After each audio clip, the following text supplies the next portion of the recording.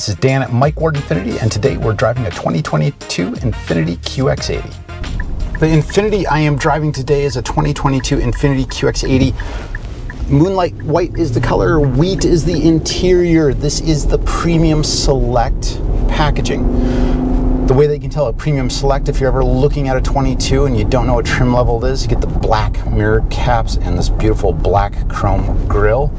Wheels are exactly the same as they are in the Sensory, the step above, and then it'll be 2 inches smaller diameter on the 20-inch wheels on the Lux. Despite this being the biggest car in Infiniti's lineup, it doesn't drive that big. There are several things that makes this car feel smaller. In particular, round view monitor, which has been a long-standing feature with Infiniti for a long time, that helps you maneuver for slow speed, sees things like parking lines. Also, the turning radius. The turning radius is absolutely wonderful on this vehicle. I liken turn radius as the same thing as being able to take a shower in the house before you buy it. It's something that once you have discovered how good or bad it is, you're stuck with it. So I've had several clients get stuck in a car with a poor turning radius, and it just makes things extremely difficult to live with. And in the QX80, if you're this size of vehicle and not seeing too many other vehicles that are larger than a QX80, is that turn radius really helps with the livability of a car.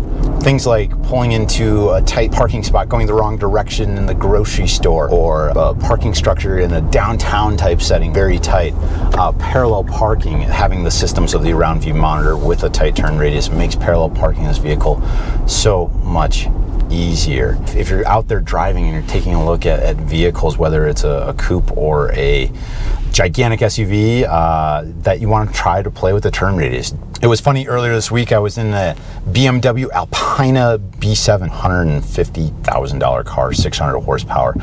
Now, while the Infiniti QX80 doesn't have a tremendous amount in common, there's two things that actually remind me of each other between the two vehicles. The Alpina just moved through space, much like the QX80. The road that I'm on in Highlands Ranch here in Colorado, I drive down these roads every day, is that they built these roads like concrete, and you're hitting a seam every couple of feet. And you don't feel it, you hear it a little bit in this car. And that feeling of just moving through space is a very similar feeling that I felt in that BMW. There's a presence about it.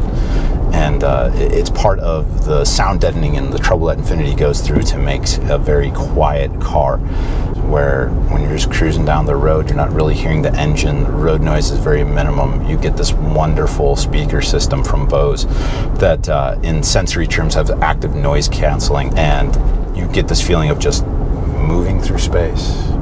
Going into tight turns also, four-wheel independent suspension, something that you don't necessarily see very often on full-size SUVs, is that this car handles pretty good given its size.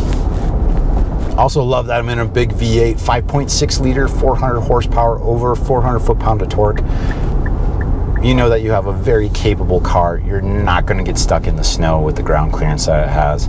All-season tires are wonderful. If you put snow tires in the wintertime on your cars, this car will be absolutely unstoppable. And it does such a good job of getting to and from places. Believe it or not, fairly off-road capable.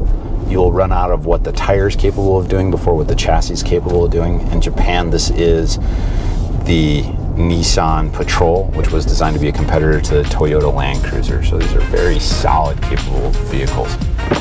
Thank you so much for stopping by and taking a look at the 2022 INFINITI QX80. Do this every week where we go into a different facet of the Infiniti product line or a particular vehicle. If you have any questions, please leave them below, and don't forget to like, comment, and subscribe. We'll see you next week.